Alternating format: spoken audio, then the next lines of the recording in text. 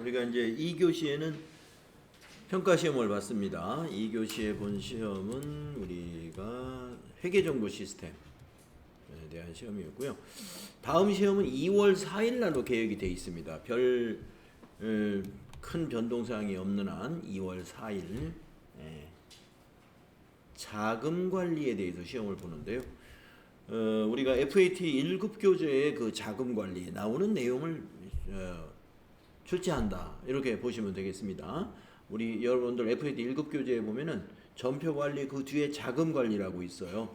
거기 자금 관리에 보면은 뭐 현금 거래도 나오고 보통예금 거래도 나오고 신용카드 사용한 거래도 나오고 어음 거래, 어음, 외상매입금을 상환하기 위해서 어음을 발행했다.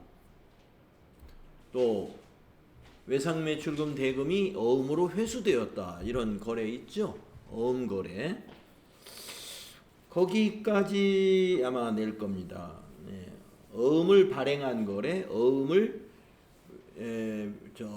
받은 거래. 왜 받았을까요? 외상매출금 대금으로 어음 받고, 이런 것들이에요. 그래서 우리가 자금관리 쪽에서 이렇게 소개되는 그런 내용들로 이제 시험을 보시게 됩니다. 여러분도 지금 보셨다시피 시험은 그냥 이렇게 한번, 어려운 게 없으시죠? 재미있게 보시면 되겠어요. 이것도 이제 채점을 해서 천상제가 다음 주에 여러분들에게 결과를 또 보여드리겠습니다. 자, 다시 교재로 돌아가겠습니다. 기타 소득, 지난 시간에 122페이지 상단에 있는 부분까지 정리했었죠. 서화나 골동품에 대한 기타 소득 얘기를 했고요. 그 다음에 이제 실제 필요 경비만 인정되는 기타 소득이 굉장히 많습니다. 이 실제 필요 경비만 인정된다는 것은 필요 경비를 이렇게 증명할 수 없으면 필요 경비 인정이 안 된다라는 것이죠. 앞에서 나왔던 것들은 뭐 90%, 80% 또는 60% 이렇게 딱딱 필요경비를 인정해주는 요율이 있었는데, 여기 있는 것은 실제 필요경비만 인정합니다. 우리가 맨 앞에서 나왔던 이것도 사실 승마투표권이라든가 여기서 받은 환급금, 또 슬롯머신의 당첨금액, 이것도 필요경비를 보면 이게 지금 이 설명이 실제 필요경비만 인정한다는 뜻이에요. 그 투표권에 투표한 금액, 그 슬롯머신 기계에다가 투입한 금액, 그날 당첨된 그 시점에 투입된 금액, 그게 필요경비다. 그렇게 하듯이 지금 맨 끝에 나와 있는 것들 한번 보도록 하겠습니다. 자, 첫 번째부터 보면 상금, 현상금, 포상금, 보로금, 이런 것들 실제 필요경비만 인정이 됩니다. 여기서 이제 상금은 그 공익법인이 주무관청의 승인을 받아서 개최한 대회의 상금은 여기서 말하는 상금하고 다른 거예요. 그 다음에 복권, 경품권으로 받은 금품. 우리가 복권에서 우리가 당첨되면은 이제 돈을 받잖아요. 그래서 이것도 실제 필요경비만 인정이 되니까 복권 같은 경우는 이제 1,000원짜리, 이게 이제 실제 필요경비인 거죠. 만약에 5,000원, 나는 5개 사가지고 당첨했는데 5,000원, 그렇지 않다고 그러네요. 그 중에 하나가 당첨된 거잖아요. 그러면 1,000원짜리가 그 1,000원이 필요경비 인정 받는 금액이 굉장히 작죠. 그 다음에 사행행위 등 규제 및 처벌 특례법에서 규정하는 행위에 참가하여 얻은 재산상의 이익, 사행행위라는 건 여러 가지가 있겠습니다. 그 다음에 저작자 또는 실현자, 음반 제작자, 방송사업자 외의 자가 저작권이나 저작 인접권의 양도나 사용의 대가로 받는 금품, 그러니까 저작자나 실현자라는 것은 또는 방송사업자는 자기가 제작한 거죠. 그건 사업소득에 관련된 거고 기타 소득이 아닙니다. 네, 여기서는 저작자나 실현자, 음반 제작자나 방송사업자가 아닌 자가 저작권을 양도했어요. 아니면 빌려주고 대가를 받았어요. 그거는 기타 소득으로 과세를 한다 이겁니다. 근데 실제 필요경비는 뭐가 인정이 될까요? 자기도 그 저작권을 샀을 거 아니에요. 그러면 누구에게나, 예, 누구로부터. 그러면 그 매입한 것이 이제 실제 필요경비로 인정이 되겠습니다. 매입한 세금 계산서, 예, 보관하고 있어야 되겠죠. 자, 물품 또는 장소를 일시적으로 대여하고 사용료로 받은 금품도 기타 소득에 해당이 되고요. 재산권에 관한 알선 수수료나 사례금도 기타 소득에 포함이 되고요. 유실물 등의 습득이나 매장물의 발견으로 인하여 보상금을 받은 거, 이것도 기타 소득이고요. 소유자가 없는 물건의 점유로 소유권을 취득했을 때 그 자산의 취득 공정가치가 기타 소득으로 보게 됩니다. 거주자, 비거주자 또는 법인의 특수관계이니 그 특수관계로 인하여 그 거주자나 비거주자 또는 법인으로부터 받는 경제적 이익에서 급여나 배당이나 증여로 보지 않는 금품들은 기타 소득으로 본다. 영화나 필름, 라디오, 텔레비전, 방송용 테이프, 필름 그 밖에 이와 유사한 자산이나 권리의 양도, 대여 또는 사용의 대가로 받는 금품도 기타 소득에 해당이 됩니다. 계약의 위약 또는 해약으로 인하여 받는 소득으로서 위약금, 배상금, 부당이득 반환 시 지급받는 이자, 가로 열고 주택입주 지체보상금은 여기에 해당되지 않고요. 계약의 위약으로 받는 소득이 뭐가 있냐면요. 서로 이렇게 매매계약 같은 거 체결했다가 어느 일방이 약속을 안 지키게 되면 그 계약금을 받은 자가 안 지키면 2배로 줘야 되고, 예, 계약금을 지급한 자가 안 지키면 그 계약금을 자기가 포기해야 되고, 그럼 그렇게 하면 어느 일방이 갑자기 공돈이 생기는 거죠. 그게 이제 기타 소득에 해당되는 거예요. 사례금 받는 것도 기타 소득이고요. 소기업 소상공인이 공제부금을 해지함으로써 받는 일시금이 있는데 기타 소득으로 과세합니다. 우리가 노란 오산 공제, 이런 개인 사업자들이 부금을 쭉 붓다가 사업을 폐업하면은 이 일시금으로 받는 거거든요. 일시금으로. 그러면은 내가 부금을 부은 돈보다 더 많은 돈을 줍니다. 왜냐하면 거기서 이자를 붙여서 주죠. 중소기업진흥공단인가요? 거기서 이자 붙여줍니다. 그러면 그 이자가 뭐다? 기타 소득이다. 기타 소득이다. 종업원 등 또는 대학의 교직원이 퇴직한 후에 지급받는 직무발명보상금 700만 원을 비과세로 보고 나머지 더 받는 거는 기타 소득이다 이겁니다. 이것이 근로소득에도 나오지 않습니까? 근로소득에도 나오는 이유는 퇴직하기 전에 직무발명 보상금을 받았어요. 그러면 그거는 근로소득이에요. 직장인이니까요. 그런데 그 보상금이 퇴사 후에 받을 수도 있다는 거죠. 퇴직 후에 받은 것은 기타 소득으로 과세가 되는 것이다. 근데 700만 원 이하는 이 직무발명 보상금은 700만 원 이하는 비과세니까 그 더 받는 것을 말하는 거고요. 퇴직 전에 부여받은 주식 매수 선택권을 퇴직 후에 행사하거나 고용관계 없이 주식 매수 선택권을 부여받아 이를 행사하는 경우 얻은 이익. 자, 고용관계 이씨 받아서 행사했으면 이것도 근로소득에서 과세했지 않습니까? 직장에 있을 때 그 회사 종업원이었을 때는 근로소득이에요. 그런데 그 회사 종업원이 아닌 자가 주식 매수 선택권을 부여받아서 얻은 이익이라든가 아니면 종업원이었는데 퇴직 후에 이것을 행사해가지고 얻었다. 이익을 얻었다. 그러면 이거는 기타 소득의 과세가 된다. 그 다음에 뇌물로 받는 것도 전부 뇌물로 받는 금품, 알선수재로 받는 금품, 네, 기타 소득으로 과세하고요. 연금계좌 가입자가 납입한 연금보험료로서 연금계좌 세액공제를 받은 금액과 연금계좌의 운용실적에 따라 증가한 금액을 그 소득의 성격에 불구하고 연금 외로 수령하게 되는 소득, 연금으로 받는 거 외로 받는 소득은 기타 소득으로 과세하는데요. 이건 분리과세를 적용해줘요.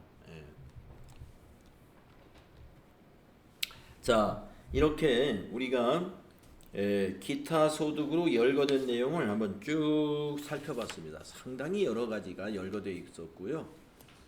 이것을 우리가 시험 대비를 위해서 준비하는 것은 처음에 이 기타 소득에서 시작할 때 말씀드렸다시피 90%, 80%, 60% 이렇게 그 필요 경비를 인정해주는 그 율이 있지 않습니까? 그 그룹 단위로 중요한 거 몇 개만 잘 기억하시면 되겠습니다. 여기까지 해서는 열거된 것 중에서는. 자, 그러면 기타 소득 금액의 계산은 아까 설명하는 과정에서도 몇 번 얘기 드렸습니다만 기타 소득 금액은 그 기타 소득에서 필요 경비를 빼는 것이 기타 소득 금액이에요. 기타 소득 금액. 그래서 총 수익 금액 마이너스 필요 경비, 요게 기타 소득 금액이 됩니다. 필요 경비는 그 각각 기준이 서로 달라지게 적용되죠. 자, 중요한 것은 기타 소득 금액의 과세 방법, 여기가 또 중요합니다. 이와 비슷한 표가 어디에 있었냐면요. 여러분들이 그 저기 있었죠. 여러분들이 그 금융소득, 즉 이자 소득하고 배당 소득 끝나고 나서 제가 표 하나, 이 표가 많이 굉장히 중요한 것입니다 하면서 그 얘기한 적이 있어요. 그것과 유사한 표예요. 그러니까 금융소득의 과세 방법을 분류하는 그 표하고 지금 기타 소득의 과세 방법을 설명하기 위한 이 표가 굉장히 유사한 점이 많아요. 자, 어떻게 유사하냐? 기타 소득도 무조건 분리과세되는 기타 소득. 이거는 무조건 분리과세니까 종합과세를 하지 않는다는 뜻이죠. 그런데 또 무조건 종합과세 되는 것도 있어요. 무조건 종합과세. 이거는 무조건 종합. 우리 저 금융소득에서도 무조건 종합과세가 있었죠. 원천징수 되지 않은 금융소득. 대표적인 게 뭐가 있다고 그랬냐면은 외국의 법인으로부터 외국에서 배당을 받았다. 또는 이자를 받았다. 이런 경우에 국내에서는 원천징수가 안 된 상태거든요. 그것을 가리켜서 우리가 원천징수가 되지 않은 금융소득이라고 했습니다. 그거는 무조건 국내에서 한번 과세를 해야 돼요. 그러면 무조건 종합과세 해야죠. 그렇듯이 기타 소득에서도 원천징수 안 된 게 분명히 있습니다. 그게 뭐냐면 뇌물, 알선수재, 배임수재 등으로 받은 금품이에요.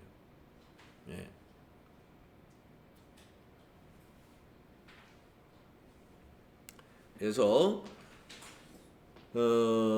우리가 이 원천징수 세율이 없지 않습니까? 이거는 원천징수를 할 수가 없기 때문에 세율이 뻥 비어 있어요. 그래서 이거 뇌물이나 알선수재, 배임수재 이런 것은 형사적인 처벌을 받겠지만은 그 형사적 처벌 받는 거 외에 또 관할 세무관청에다가 세금도 내야 됩니다. 기타 소득으로 세금도 내야 되고 그 다음에 이제 이 두 개를 더합니다.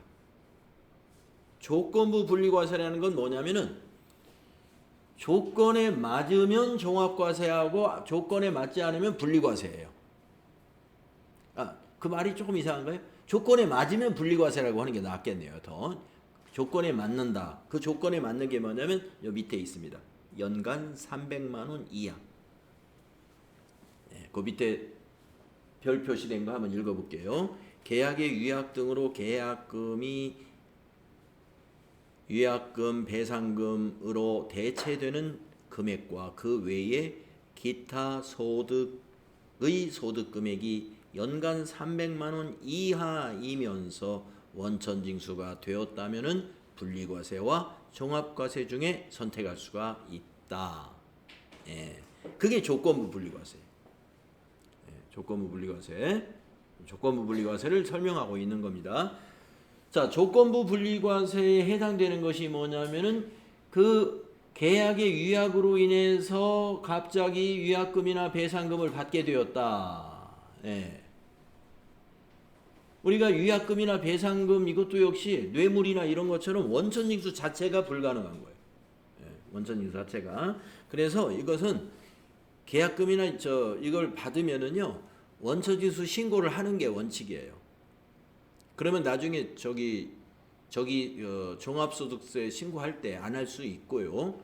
내가 만약에 다른 소득이 있는 사람이다 그러면 그거하고 합쳐서 나중에 종합소득 할 때 어차피 종합소득 신고해야 되니까 이거 받은 거하고 기타 소득으로 더해서 같이 신고를 해주는 거죠. 자, 그래서 만약에 계약의 위약이라든가 이런 걸로 인해서 받은 돈 플러스 소상공인 해지금 이건 필요경비 다 뺀 거를 말하는 거예요. 계약의 위약금이나 이런 거에는 필요경비가 인정이 안 되겠죠. 거의 없는 거고. 근데 소상공인의 공제부금 해지 일시금은 원금 불입한 거. 만약에 매월 50만 원씩 불입했다. 그러면 그 만기 해약일까지 그 원금 불입한 것은 필요경비로 빼고 추가로 더 받는 것만 기타소득 금액이 되는 것입니다. 그 밖에 기타소득 이걸 모두 더해서 300만 원 이하이면 기타 분리과세를 선택할 수 있다. 요거 기억하시고요. 다만 이 계약의 위약 같은 경우는 원천징수가 되었을 때를 말하는 거예요. 원천징수가 되었다면. 그럼 원천징수 안 되었다면은 종합과세 해야 됩니다. 원천징수 안 했으면 분리과세가 안 되고 종합과세 해야 한다. 자, 그러면 이제 이거를 한번 살펴봐야 되겠네요. 무조건 분리과세 해주는 것이 뭐가 있을까? 무조건 분리과세 뭐가 있을까요? 아까 마지막에 읽었던 거, 아까 마지막에 나왔던 연금계좌에서 연금 외로 수령한 운용수익. 아까 마지막 기타소득 열거된 거에 맨 끝에 있는 겁니다. 무조건 분리과세 해줍니다. 원천징수 15% 세금 떼고요. 그 다음에 복권 슬롯머신 그 등인데 그 등은 승마 투표권 환급금이에요. 복권 슬롯머신 등 당첨금 이것도 무조건 분리과세합니다. 이거는 이제 원천징수 세율이 20%인데 3억 원을 초과하면은 30% 세금이 굉장히 높아져요. 30%로. 3억 원까지는 20%가 원천징수입니다. 그래서 기타 소득은 이 원천징수 세율이 20%가 맞죠? 20%. 여기도 20%. 여기도 20%. 20% 원천징수율이 많습니다. 그래서 보통 기타 소득이다 그러면은 아까 제가 어떤 강사료 어디 나가서 일시적으로 강연하고 그 강사료에 대한 세금을 한번 계산해 봤었죠. 100만 원 받았을 때 우리가 8만 원 세금 나왔었잖아요. 100만 원 받았을 때 8만 원. 그게 이제 그 밖에 기타 소득에 해당되는 거예요, 여기. 그래서 원천징수세율 20% 적용해 가지고 100만 원의 강연료를 받았다. 그러면은 60만 원은 필요경비로 공제하고 40만 원이 기타 소득 금액이 되어서 그 기타 소득 금액에다가 여기서 정해놓은 원천징수 세율을 적용하는 겁니다. 그래서 아까 40만 원에 20% 해가지고 8만 원이다 이런 계산을 우리가 했던 거죠. 자, 무조건 분리과세 되는 거 또 하나 있죠. 서화 골동품 양도에서 발생하는 소득이 무조건 분리과세 됩니다.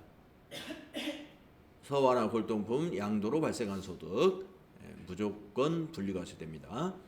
그래서 기타 소득에 무조건 분리과세 되는 것이 3개가 있으니까요. 연금 계좌에서 연금외로 수령한 수익금, 복권 등, 그 다음에 서화 골동품, 이렇게 이걸 잘 기억해 줄 필요가 있어요. 그리고 무조건 종합과세는 뭐 범죄 행위니까 뇌물, 알선, 수재 이렇게 딱 한번 기억해 놓으면 잊어버리지 않을 거예요. 무조건 종합과세다 저건. 그 다음에 조건부는 이제 우리가 계약의 위약이라든가 이런 걸로 해서 발생한 것을 포함해서 그 소기업 소상공인 공제부금 해지금이라든가 기타 모든 기타 소득이 다 여기에 해당이 되는데 조건부 분리과세가 해당이 되는데 원천 징수가 된 걸로 전제를 해서 300만 원 이하이면 분리과세 가능하다. 그래서 기타 소득 금액의 분리과세 한도는 300만 원이다. 요 300만 원 숫자 기억하시고. 숫자 기억하시고 우리 금융소득에서는 여러분 2천만 원 기억하셔야 된다고 그랬죠. 금융소득이 2천만 원 이하이면 분리과세 되는 것이다. 기타 소득은 300만 원 이하. 이걸 잘 기억해 주시면 되겠습니다. 네, 이렇게 해서 우리가 이자, 배당, 사업, 근로, 연금, 기타 이 6개의 세목에 나열된 것과 그 다음에 비과세는 뭐가 있느냐, 그 다음에 분리과세는 어느 경우에 분리과세가 되느냐, 이런 것 등을 정리를 했습니다. 나중에 이제 기출문제를 풀거나 뒤에서 정리문제를 풀 때 다시 한번 여러분들이 이제 더 자리를 잡을 것이고요. 그러면 기타 소득에 제가 생각나는 비과세가 하나 생각이 나네요. 우리가 기타 소득에서 지금 비과세가 하나도 없었죠. 시험에 가끔 나오는 비과세가 하나 있습니다. 이 서화 골동품이 있잖아요. 기타 소득의 비과세 시험에 가끔 나오는 게 있는데 서화나 골동품을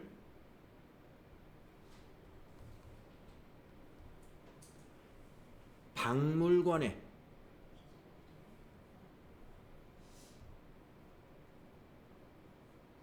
양도한 경우에요.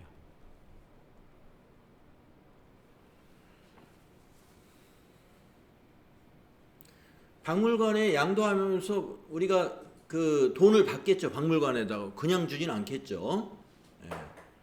그 이제 박물관에 양도함으로써 발생한 거에 대해서는 20% 세금이 없어요. 비과세. 그래서 일반적으로 우리가 서화나 골동품을 양도했다 그러면 박물관이 아닌 곳에 양도했다고 받아들여 가지고 우리가 20% 원천징수가 된다. 90% 빼고 양도 금액에서 90% 필요경비 빼고 그렇게 알고 계시면 되고, 양도하는 곳이 박물관이면 비과세 적용한다. 요거 비과세 기타 소득에서 나올 만한 건 요게 나올 수 있겠습니다. 자, 그러면 이제 어디로 넘어가느냐? 지금까지 우리가 그 6가지의 세목이 종합과세 세목이지 않습니까? 그래서 각각 무엇들을 구했냐면은 소득 금액을 구해 왔었어요. 자, 금융 소득 금액, 사업 소득 금액, 근로 소득 금액, 연금 소득 금액, 기타 소득 금액. 그렇죠? 각각의 소득 금액이라는 걸 구했죠. 소득 금액은 각각 그 소득의 수익 금액에서 필요경비를 뺀 것이었습니다. 그럼 우리가 종합소득세 확정신고를 하려면 그 개인에게 발생한 각각의 각각의 소득 금액을 전부 합산해야 되겠죠. 그래서 124페이지에 이 산출 요 수식처럼 이렇게 되는 것이 뭐냐면 바로 종합소득의 과세 방법이에요. 종합소득 과세표준과 세액은 다음과 같이 계산합니다 라고 했는데, 지금까지 우리가 금융소득금액, 사업소득금액, 근로소득금액, 연금소득금액, 기타소득금액, 그걸 다 더한 게 이거예요. 종합소득금액. 물론 그 중에서 어떤 사람은 2가지가 해당되고 어떤 사람은 3가지 해당되고, 예, 여러 가지를 하는 사람은 뭐 4가지도 해당되는 사람이 있겠습니다만은, 예, 종합소득 금액에 그걸 합산을 하는 것을 우리가 종합과세한다 이런 거예요. 종합과세. 그러면 원천징수한 거는 어떻게 되죠? 그 세금 냈는데 그거는 맨 밑에 결정세액에서 원천징수한 세액을 빼요. 빼서 납부할 세액이 결정되는 겁니다. 여긴 지금 결정세액까지만 계산을 했습니다만은 원천징수 우리 앞에서 원천징수 기타소득은 20%, 또 뭐는 어떻게, 예, 또 이자소득은 14%, 배당소득 14% 이렇게 다 원천징수 했지 않습니까? 그것을 한 것을 요 밑에서 빼주는 거예요. 기납부세액이라는 거예요. 기납부세액을 원천징수세액이라고 하죠. 그걸 빼가지고 이제 최종적으로 납부세액이 산출이 됩니다. 납부세액이.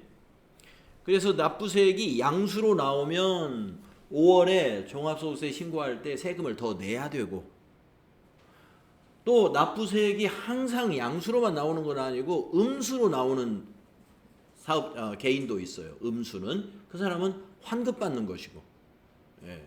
그래서 원천징수가 더 많이 됐을 수도 있어요. 원천징수가 더 많이 될 수도 있다. 그러면은 종합소득세 신고를 해서 나중에 환급을 받는 기회가 있습니다. 자, 그리고 요 중간에 절차에서 그러면은 이제 이 납부세액이 결정될 때 되기까지 어떤 과정을 거치냐면 이런 과정을 거쳐야 돼요. 자, 종합소득 금액에서 종합소득 공제를 또 합니다. 종합소득 공제. 그 중에서 이제 인적공제가 제일 중요해요. 인적공제가 규모가 제일 크기 때문에. 인적공제. 그 다음에 종합소득 공제를 뺀 것을 우리가 과세표준이라고 합니다. 과세표준, 종합소득 과세표준. 거기에다 이제 세율을 곱해요. 기본 세율은 이제 뒤에 나오는데 6%부터 45%까지 7단계 초과 누진 세율로 되어 있어요. 그래서 그 해당되는 세율표를 적용해 가지고 계산한 것을 우리가 산출세액이라고 합니다. 그 산출세액에서 세금 감면이나 세금 공제를 받아요. 세액 감면, 세액 공제. 그 세액 공제가 이제 시험에서 중요하죠. 세액 공제가 앞 시간에서 잠깐 언급했습니다만은 교육비 납부에 대한 교육비 세액 공제라든가, 보험료 납부에 대한 보험료 세액 공제라든가, 의료비 지출에 대한 의료비 세액 공제라든가, 기부금에 대한 세액 공제라든가, 뭐 여러 가지 세액 공제 제도가 있습니다. 그것을 이제 산출세액에서 차감하면은 결정세액이라고 하는 게 나오죠. 그래서 이 결정세액하고 아까 말씀드린 기납부, 원천징수한 세금을 비교해 가지고 더 내야 될 것은 납부하고, 빼보니까 마이너스가 나왔다. 그러면 그 환급세액이 산출이 되는 것입니다. 자, 그러면 이제 우리가 여기서 공부하는 것은 이제 소득공제하고 종합소득 소득공제하고 세액공제 이 2가지만 공부를 할 거예요. 소득공제에 대한 것과 세액공제에 대한 것을 공부를 할 겁니다. 자, 그러면 이제 소득공제에서 첫 번째 나오는 거 인적공제가 있습니다. 인적공제, 부양가족 공제라고도 하죠. 인적공제를. 자, 인적공제는 2가지로 나누어지는데요. 기본공제라는 것과 추가공제라고 하는 게 있어요. 기본공제라는 것과 추가공제라고 하는 게 있습니다. 그래서 기본공제는 어떻게 해주냐면 기본공제 해당되는 인원수에다가 곱하기 150만 원. 한 명당 150만 원을 공제해 주는 것을 우리가 기본공제라고 하는데, 그러면은 기본공제 대상자의 요건은 뭐냐? 우선 본인을 보면은요. 본인은 무조건 해당돼요. 본인은. 자, 소득의 X, 여기 항목에 소득에다 X 해놓고 나이에다 X 해놨는데요. 그 X는 보지 않는다는 뜻이죠. 보지 않는다. 무슨 말이냐? 본인의 소득 요건이 1억 원이든 100만 원이든 보지 않는다. 예, 소득에 관계없이 본인은 무조건 해당된다는 거고, 그 옆에 나이 요건의 X도 마찬가지. 나이가 20살이든 100살이든 상관하지 않는다. 예, 그 이야기입니다. 자, 본인 무조건 되고요. 그 다음에 배우자 볼까요? 예, 본인하고 가장 가까운 사람이 이제 배우자겠죠. 배우자는 소득에는 동그라미 해놨죠. 근데 나이에는 X 해놨죠. 예, 배우자의 나이는 상관이 없어요. 예, 배우자의 나이는. 그런데 소득은 본다. 소득의 동그라미가 있는데요. 여기서 그러면 소득의 기준은 조금 이따 이제 주 2를 읽어보겠습니다만 우선 말씀을 드리면, 종합소득 플러스 퇴직소득 플러스 양도소득. 예. 소득 전체를 봅니다. 우리가 지금 앞에서 쭉 공부했던 것은 종합소득 2배사 근연기를 따져봤는데, 그거 말고 거기에다가 플러스 양도소득, 퇴직소득까지 합산해서 100만 원 이하예요. 100만 원 이하이면 기본공제 대상자가 된다는 거죠. 그러니까 배우자가 직장을 가지고 있다 그러면 기본공제 대상자 안 된다고 보시면 돼요. 직장 가지고 있다 그러면 최소한 월 급여 100만 원 이상은 받을 거 아닙니까? 그러면 1년이면 1200만 원이잖아요. 그래서 여기는 소득, 그러니까 총 수익 금액 기준은 아니고, 소득 금액 기준이에요. 그러니까 필요 경비를 뺀 거예요. 소득 공제 같은 거 다 뺀 겁니다. 100만 원이라고 일단 알아두시고, 근로소득만 있는 자는 또 기준이 조금 달라요. 그거는 조금 이따 뒤에 있는 주석을 읽으면서 정리하고요. 일단은 기본이 100만 원이다. 소득 금액 기준으로 100만 원. 근데 종합소득만 보는 게 아니라 뭐도 본다고요? 퇴직금하고 양도소득 금액도 본다. 그 다음에 직계존속이 있어요. 어머니 아버지, 배우자의 어머니 아버지 다 되고, 할머니 할아버지, 배우자의 할머니 할아버지까지 다 직계존속. 근데 있다고 해서 다 되는 게 아니라 자기가 실제로 부양하고 있어야 돼요. 실제로 내가 소득자가 벌어들인 그 소득 금액으로 같이 생활비를 쓰고 있다. 거주는 꼭 같이 안 해도 상관없어요. 거주, 주민등록이 같이 돼야 된다. 이런 조건은 중요한 조건이 아닙니다. 주거가 좀 안 좋아가지고 다 따로 살 수도 있어요. 부모님이 다른 집에서 살고 부양을 하고 있는 소득자는 다른 집에서 살고 이래도 상관없다. 하여튼 서로 그 소득자의 소득 금액으로 우리가 생활을 같이 한다. 그러면은 부양가족이 됩니다. 그런데 직계존속도 배우자와 마찬가지로 소득 요건은 맞아야 돼요. 100만 원 이하.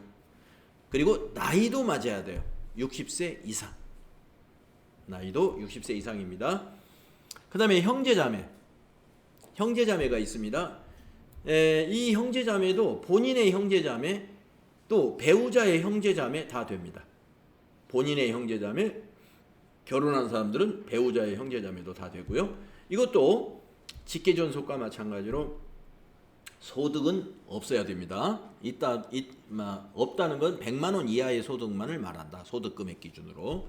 그리고 나이 요건이 있어요. 만 20세 이하이거나 60세 이상이거나. 형제자매는 20세 이하면은 우리가 어린 동생들이잖아요. 어린 동생. 또 60세 이상이면 나이가 많은 형님이나 누나나 언니가 되겠죠. 그 다음에 직계 비속으로 가면 자녀들이죠. 자녀는 입양자를 포함하는데 자녀도 소득 소득 금액 100만 원 이하여야 돼요. 소득은 없어야 되고, 나이는 20세 이하여야 됩니다. 나이는 20세 이하. 네, 나이 요건이 거의 있어요. 그러니까 나이 요건 없는 사람이 본인과 배우자, 수급자만 나이 요건이 없고, 예, 나머지는 다 나이 요건이 있습니다. 그 다음에 또 기본공제 대상자 될 수 있는 사람이, 예, 우리 자녀는 아닌데 위탁아동 제도라는 게 있어요. 위탁아동 제도. 그래서 우리가 위탁아동을 위탁받아가지고 지금 양육하고 있어요. 예, 그렇다면은 위탁아동이 소득이 있으면 안 되고요. 18세 미만. 근데 18세 미만에 위탁을 받아가지고 계속 지금 위탁을 하고 있습니다. 그러면 20세 돼도 상관없어요. 그리고 이제 위탁아동에 대한 자세한 설명은 주 5에서 또 더 살펴보도록 하겠고요. 직계비속에 대해서도 주 4에서 또 자세한 설명이 나옵니다. 그러면 직계비속은 어떤 설명이 더 나오냐면은, 직계비속이면은 이제 자녀인데, 만약에 자녀가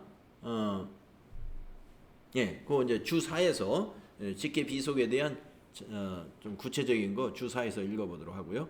그 다음에 관계가 수급자 관계에 있는 사람. 수급자를 내가 부양하고 있다. 수급자. 그러니까 수급자는 이제 소득이 굉장히 낮은 부양이 필요한데 부양할 사람이 없을 때 이제 수급자가 되잖아요. 우리가 주민센터에 이제 수급자라는 것인데, 그 수급자를 내가 부양한다 라고 한다면은 기본공제 대상자가 됩니다. 물론 수급자니까 소득 없어야 되고요. 이 수급자의 경우는 나이는 보지 않는다. 네, 이게 기본공제 대상자의 범위예요.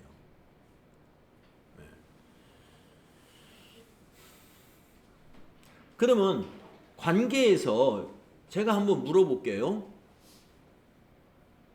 이모가 있다.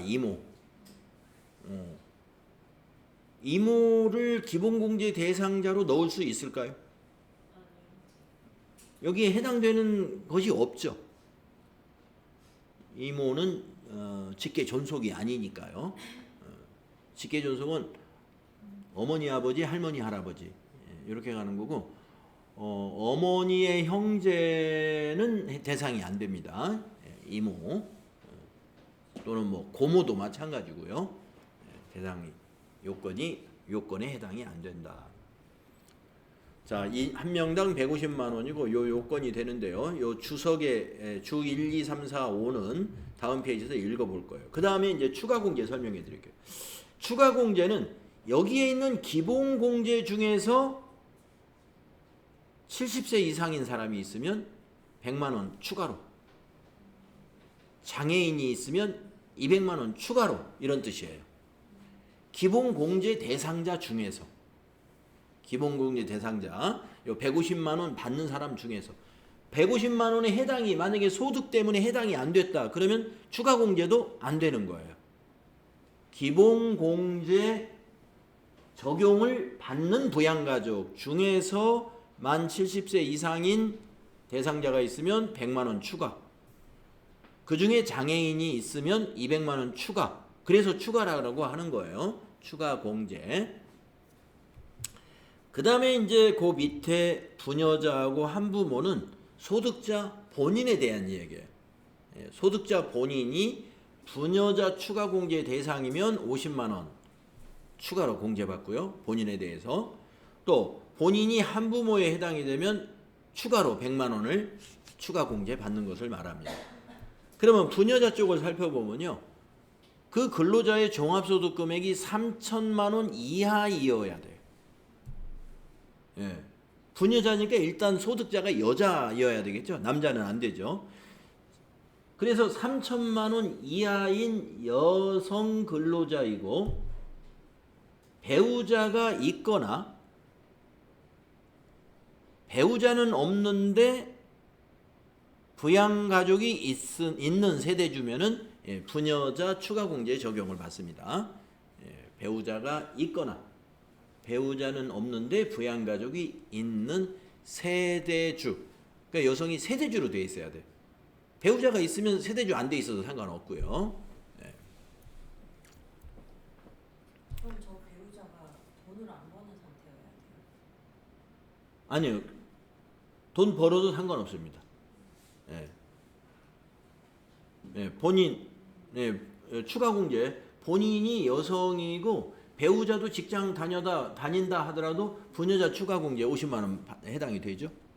예. 그러면 여기 배우자가 일하면 기본 공제에서 배우자가 일하면 예. 안 된다고 하죠? 배우자가 일하면 본인은 되지만 그 배우자를 기본 공제 대상자로 넣지를 못한. 근데 여자는 할 수 있는 거죠? 예, 본인이니까. 여기는 지금 이 부녀자 그 한부모 이거는 본인 기준으로 보는 거예요. 소득자 본인. 본인이 여성이면 부녀자에 해당이 되는데 여성 다 해주는 게 아니고 결혼한 여성이거나 그러니까 배우자가 있다 그러면 결혼한 여성이잖아요. 그리고 이제 결혼은 안 했는데 부양가족이 있다. 그러면 이제 미혼한 여성이지만 부모님을 모시고 살 수 있는 거죠. 부모님을 모시고. 근데 부모님 밑으로 들어가면 안 돼요. 예, 그럴 때는 이제 여성이 이제 그 세대주로 해가지고 부모님을 세대원으로 넣거나 아니면 세대가 분리돼 있어도 내가 우리 부모님을 부양한다라고 하면 여기 직계존속에 부양가족으로 들어가 있을 거 아니에요? 예. 그러면은 부양가족이 있는 세대주가 됩니다. 그러니까 부모님하고 만약에 어머니나 아버지가 세대주로 되어 있으면 그 밑으로 들어가지 말고 분리해서 세대주로 되어 있으면 미혼 여성도 되는 거죠. 그럼 그 미혼 여성이 아버지가 70세 이상이고 아버지 부양가족으로 한다면 150만 원을 더 추가로 한다는 거네요. 그렇죠. 아버지에게 100만 원, 본인에게 50만 원 이렇게 추가 공제가 된다. 예, 잘 이해하셨어요. 그 다음에 이제 한부모 추가 공제가 있습니다. 한부모. 이것도 본인 이야기예요. 여기 보시면 배우자가 없는 자로서 기본 공제 대상자인 직계비속이나 입양자가 있는 경우다. 예. 그러나 부녀자 공제와 중복은 안 된다. 중복은 안 되니까 큰 거를 적용받아야 되겠죠. 한부모. 예, 말 그대로 한부모입니다. 예, 한부모. 그 배우자가 없어요. 배우자가 없는데 자녀가 있다는 거예요. 그러면 과거에 결혼했다는 거 아니겠습니까? 그래서 근데 그 자녀가 이미 다 성장해 버리면 안 되고요. 기본 공제 대상인 직계비속이라고 했으니까 나이 기준으로 20세 이하여야 돼요. 나이 20세.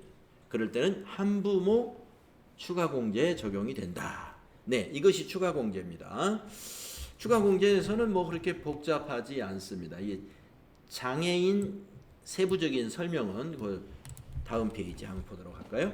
자, 쉬었다가 우리가 다음 시간에 여기 이제 인적 공제에서 그 추가적인 설명들 주석이 여기 있으니까요. 다음 시간에 요거 한번 쭉 살펴보도록 할게요. 쉬었다 하겠습니다.